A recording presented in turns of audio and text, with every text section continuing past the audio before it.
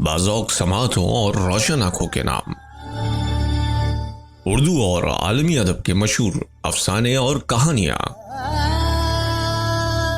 मैं हूँ आपके साथ फैसल सईद ज़रग़ाम।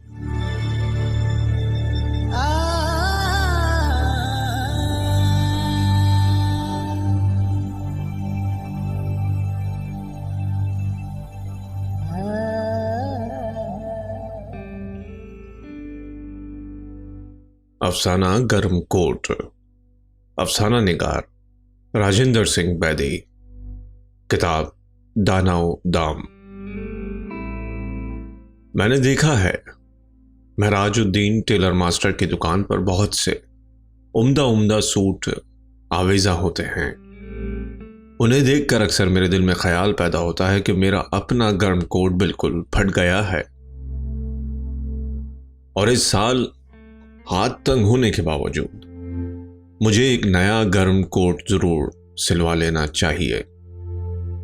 टेलर मास्टर की दुकान के सामने से गुजरने या अपने महकमे की तफरीह क्लब में जाने से गुरेज करूं तो मुमकिन है मुझे गर्म कोट का ख्याल भी ना आए, क्योंकि क्लब में जब संता सिंह और यजदानी के कोटों के नफीस वर्स्टेड मेरे समंदे तखय्युल पे ताजियाना लगाते हैं तो मैं अपने कोट की बोसीदगी को शदीद तौर पर महसूस करने लगता हूं। यानी वो पहले से कहीं ज्यादा फट गया है। बीवी बच्चों को पेट भर रोटी खिलाने के लिए मुझसे मामूली क्लर्क को अपनी बहुत सी जरूरियात तर्क करना पड़ती हैं और उन्हें जिगर तक पहुंचती हुई सर्दी से बचाने के लिए खुद मोटा झोटा पहनना पड़ता है। ये गर्म कोट मैंने पार साल दिल्ली दरवाजे से बाहर पुराने कोटों की एक दुकान से मोल लिया था। कोटों के सौदागर ने पुराने कोटों की सैकड़ों गांठें किसी मरांजा एंड कंपनी कराची से मंगवाई थी। मेरे कोट में नकली सिल्क के अस्तर से बनी हुई अंदरूनी जेब के नीचे मरांजा एंड को का लेबल लगा हुआ था, मगर कोट मुझे मिला बहुत सस्ता। महंगा रोए एक बार, सस्ता रोए बार बार, और मेरा कोट हमेशा ही फटा रहता था। इसी दिसंबर की एक शाम को तफरीह क्लब से वापस आते हुए मैं इरादतन अनारकली में से गुजरा। उस वक्त मेरी जेब में 10 रुपए का नोट था। आटा, दाल, ईंधन, बिजली, बीमा कंपनी के बिल चुका देने पर मेरे पास वही 10 का नोट बच रहा था। जेब में दाम हो तो अनारकली में से गुजरना मायूब नहीं। उस वक्त अपने आप पर गुस्सा भी नहीं आता, बल्कि अपनी जात कुछ भली मालूम होती है। उस वक्त अनारकली में चारों तरफ सूट ही सूट नजर आ रहे थे और साड़ियां।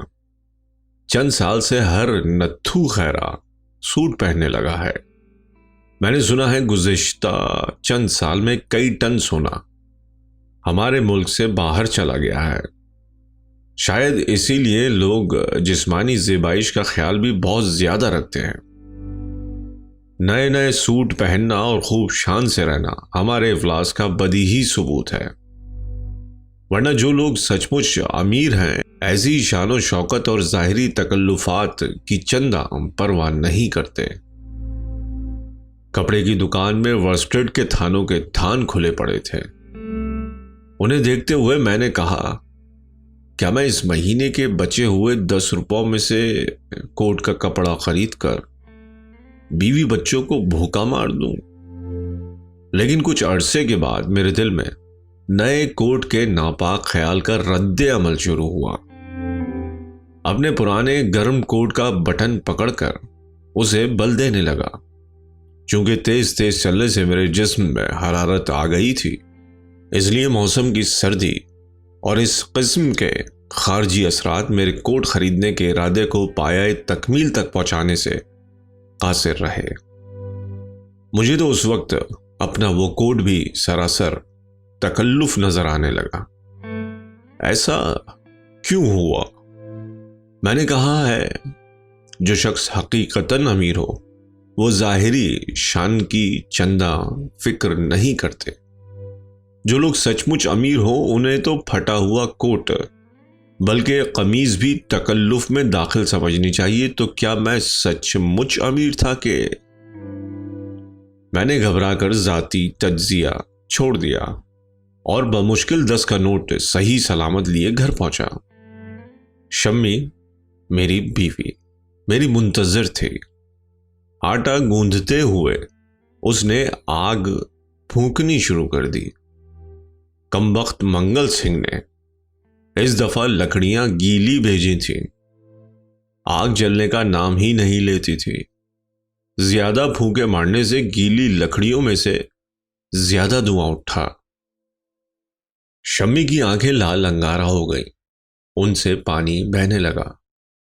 कमबख्त कहीं का मंगल सिंह, मैंने कहा। इन पुरनम आंखों के लिए मंगल सिंह तो क्या, मैं तमाम दुनिया से जंग करने पर आमादा हो जाऊं। बहुत तको-दो के बाद लकड़ियां आहिस्ता आहिस्ता चटकने लगीं। आखिर इन पुरनम आंखों के पानी ने मेरे गुस्से की आग बुझा दी।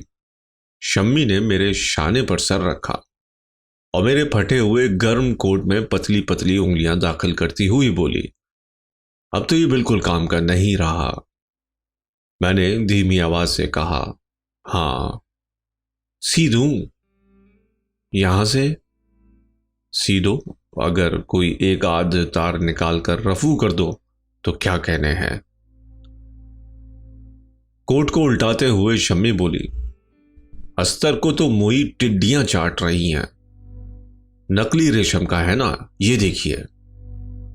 मैंने शम्मी से अपना कोट छीन लिया और कहा, मशीन के पास बैठने के बजाय तुम मेरे पास बैठो शम्मी। देखती नहीं हो दफ्तर से आ रहा हूं। यह काम तुम उस वक्त कर लेना जब मैं सो जाऊं। शम्मी मुस्कुराने लगी। वो शम्मी की मुस्कुराहट और मेरा फटा हुआ कोट। शम्मी ने कोट को खुद ही एक तरफ रख दिया। बोली, मैं खुद भी इस कोट की मरम्मत करते करते थक गई हूं। ऐसे मरम्मत करने में उस गीले ईंधन को जलाने की तरह जान मारनी पड़ती है। आंखें दुखने लगती हैं। आखिर आप अपने कोट के लिए कपड़ा क्यों नहीं खरीदते? मैं कुछ देर सोचता रहा।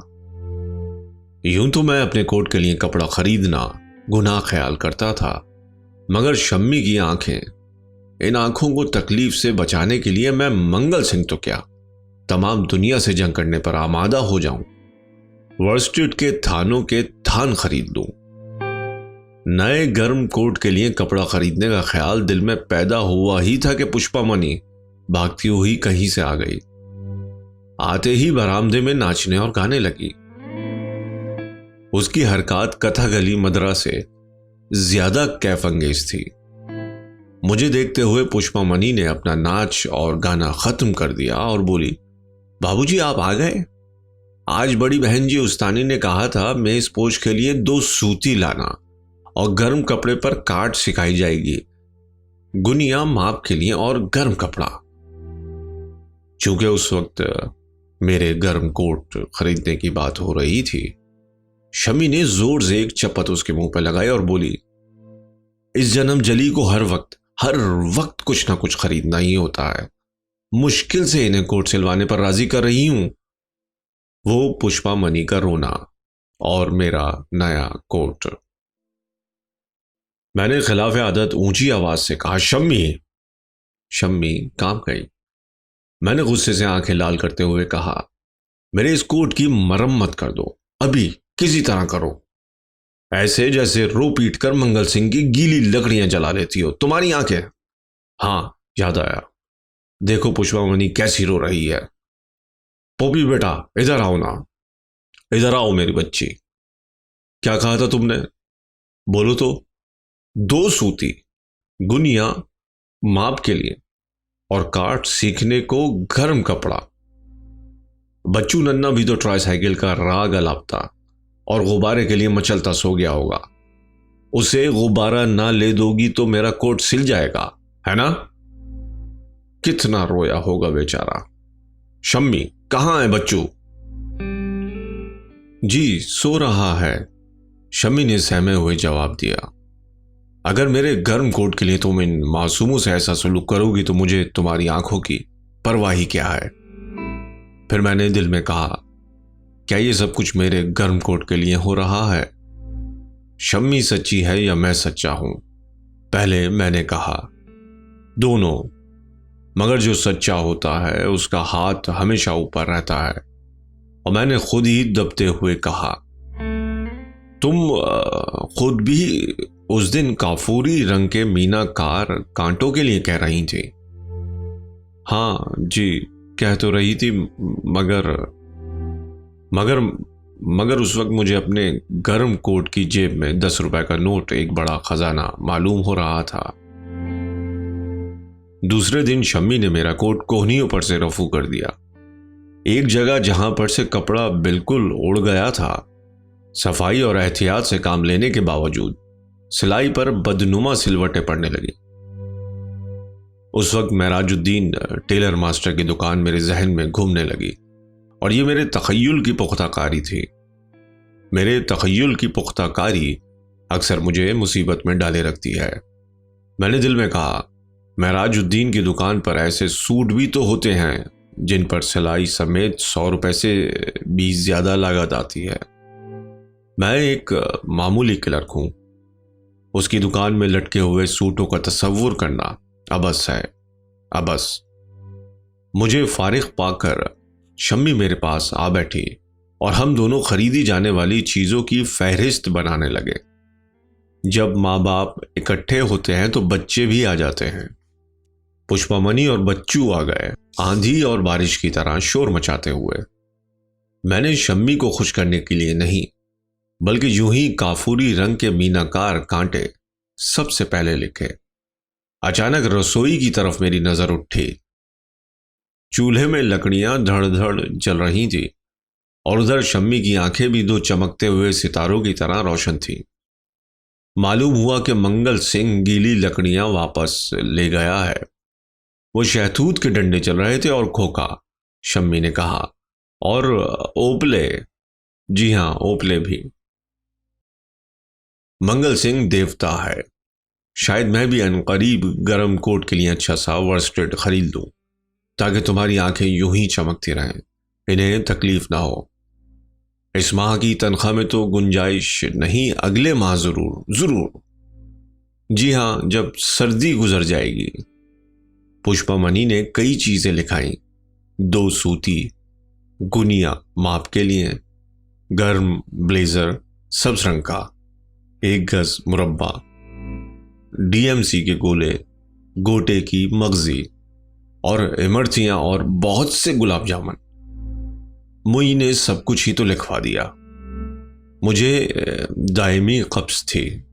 मैं चाहता था कि यूनानी दवाखाने से त्रिफल जमानी का एक डब्बा भी ला रखूं, दूध के साथ थोड़ा सा खाकर सो जाया करूंगा। मगर मुई पुष्पा ने उसके लिए गुंजाइश ही कहां रखी थी। और जब पुष्पामणि ने कहा गुलाब जामुन, तो उसके मुंह में पानी भर आया। मैंने कहा, सबसे जरूरी चीज तो यही है। शहर से वापस आने पर गुलाब जामुन वहां छुपा दूंगा जहां सीढ़ियों में बाहर जमादार अपना दूध का कासा रख दिया करता है। और पुष्पा से कहूंगा कि मैं तो लाना ही भूल गया तुम्हारे लिए गुलाब जामुन। ओहो, उस वक्त उसके मुंह में पानी भर आएगा और गुलाब जामुन न पाकर उसकी अजीब कैफियत होगी। फिर मैंने सोचा, बच्चू भी तो सुबह से गुब्बारे और ट्राईसाइकिल के लिए जिद कर रहा था। मैंने एक मर्तबा अपने आप से सवाल किया, इतरीफल जमानी। शम्मी बच्चू को पुचकारते हुए कह रही थी, बच्चू बेटी को ट्राईसाइकिल ले दूंगी अगले महीने। बच्चू बेटी सारा दिन चलाया करेगी ट्राईसाइकिल, पोपी मुन्ना कुछ नहीं लेगा। बच्चू चिल्लाया करेगी और पोपी मुन्ना नहीं लेगा। और मैंने शम्मी की आंखों की कसम खाई कि जब तक ट्राईसाइकिल के लिए 6-7 रुपए जेब में ना होंगे, मैं नीले गुंबद के बाजार से नहीं गुजरूंगा। इसलिए कि दाम न होने की सूरत में नीले गुंबद के बाजार से गुजरना बहुत मायूब है। खामखा अपने आप पर गुस्सा आएगा, अपनी ज़ात से नफरत पैदा होगी। उस वक्त शम्मी बेल्जियमी आईने के बेजवी टुकड़े के सामने अपने काफूरी सफ़ेद सूट में खड़ी थी। मैं चुपके से उसके पीछे जा खड़ा हुआ और कहने लगा, मैं बताऊं तुम इस वक्त क्या सोच रही हो? बताओ तो जानूं। तुम कह रही हो काफूरी सफ़ेद सूट के साथ वो काफूरी रंग के मीनाकार कांटे पहनकर जिलेदार की बीवी के यहाँ जाऊंगी तो दंग रह जाए। नहीं तो, शमी ने हंसते हुए कहा, आप मेरी आंखों के मद्दा होते तो कभी का गर्म। मैंने शमी के मुंह पर हाथ रख दिया। मेरी तमाम खुशी बेबसी में बदल गई। मैंने आहिस्ता से कहा, बस इधर देखो, अगले महीने जरूर खरीद लूंगा। जी हाँ, जब सर्दी। फिर मैं अपनी उस हसीन दुनिया को, जिसकी तख्लीक पर महज 10 रुपए सर्फ होते थे, तसव्वुर में बसाए बाजार चला गया। मेरे सिवा अनारकली से गुजरने वाले हर जी इज्जत आदमी ने गर्म सूट पहन रखा था।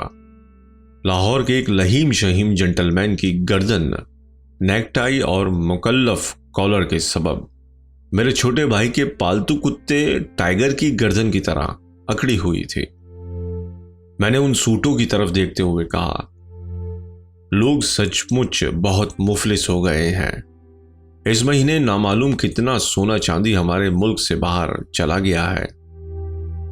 कांटों की दुकान पर मैंने कई जोड़ियां कांटे देखे।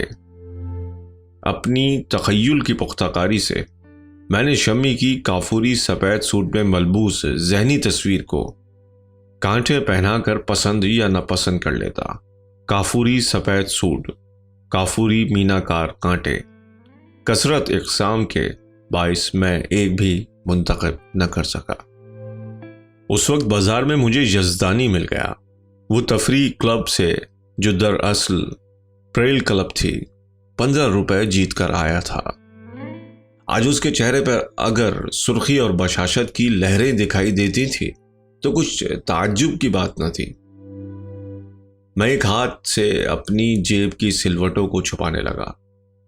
निचली बाएं जेब पर 1 रुपए के बराबर कोट से मिलते हुए रंग का पेवन बहुत ही नामौजूद दिखाई दे रहा था।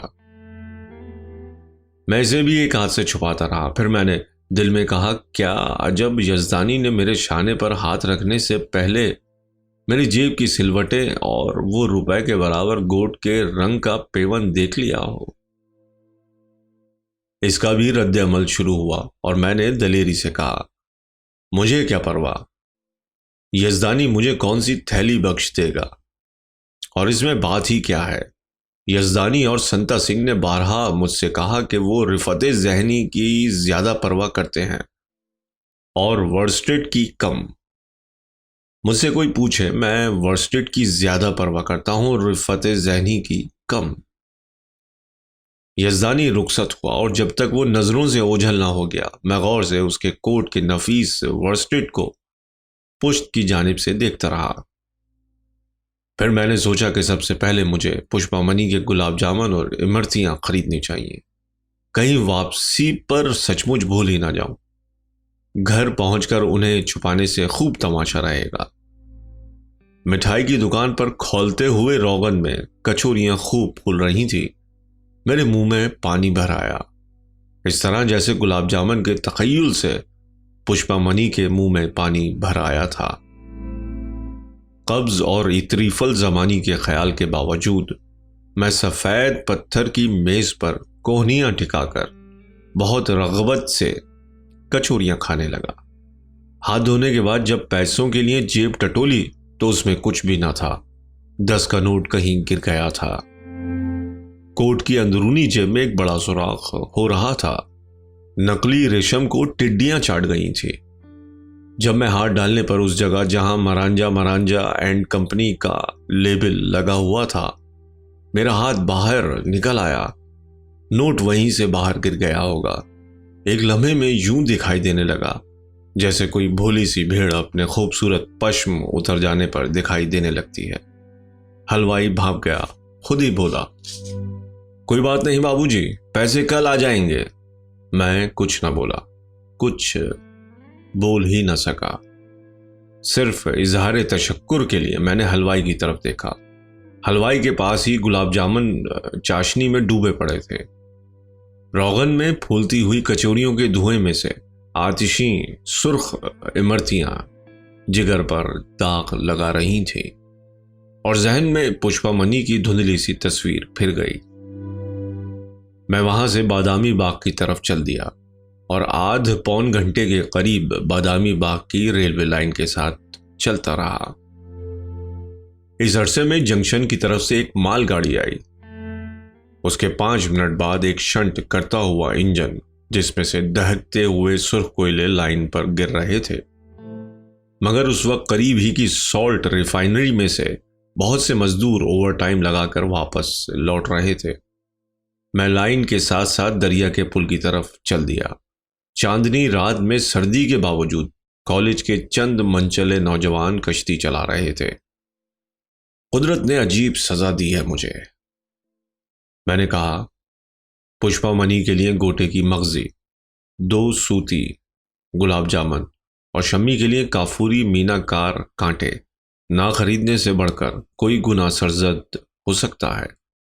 किस बेरहमी और बेदर्दी से मेरे एक हसीन मगर बहुत सस्ती दुनिया बर्बाद कर दी गई है। जी तो चाहता है कि मैं भी कुदरत का एक शाहकार तोड़ फोड़ के रख दूं। मगर पानी में कश्ती रां लड़का कह रहा था, इस मौसम में तो रावी का पानी घुटने घुटने से ज्यादा कहीं नहीं होता।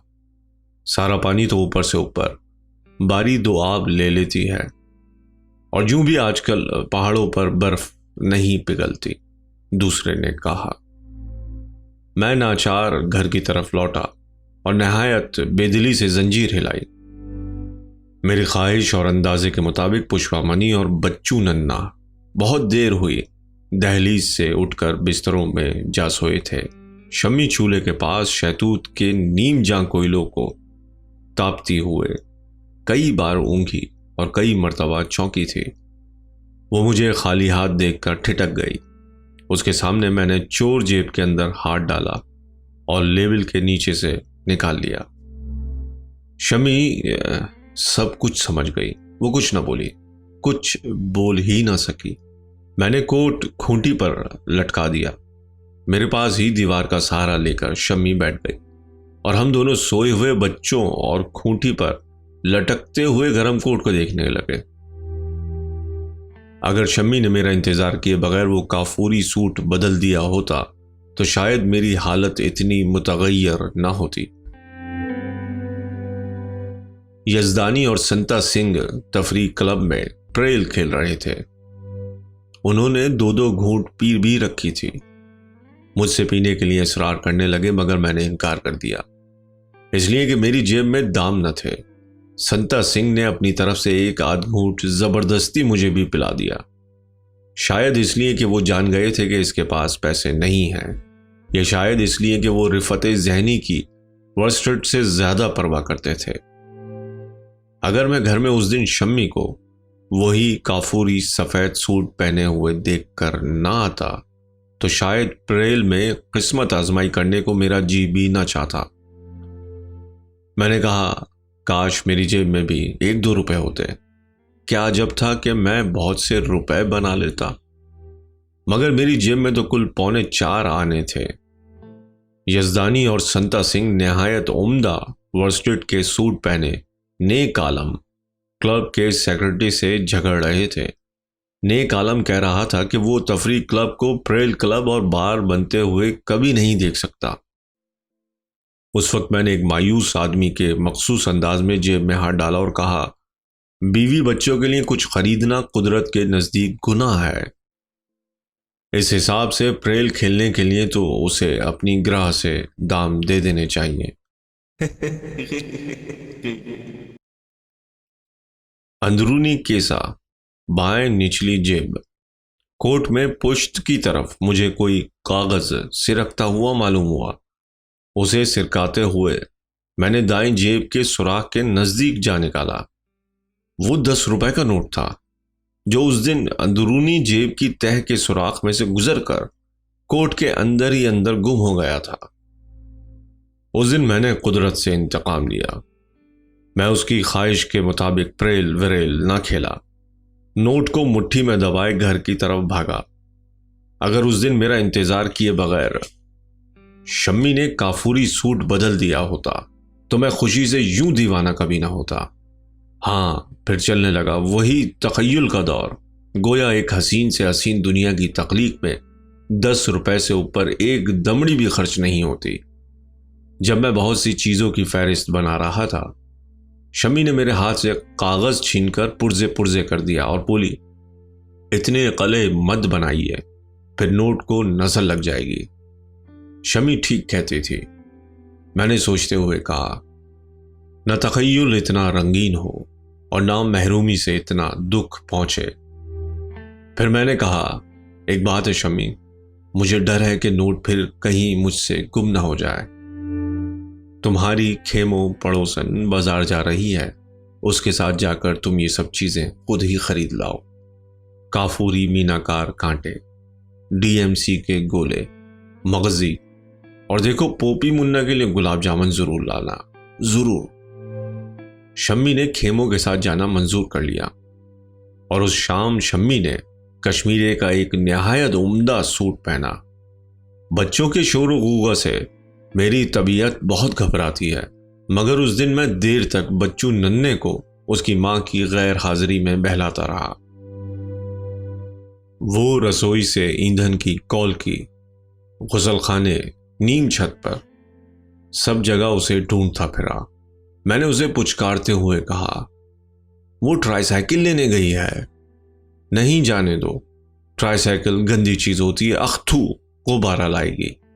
बीबी, तुम्हारे लिए बहुत खूबसूरत गुब्बारा।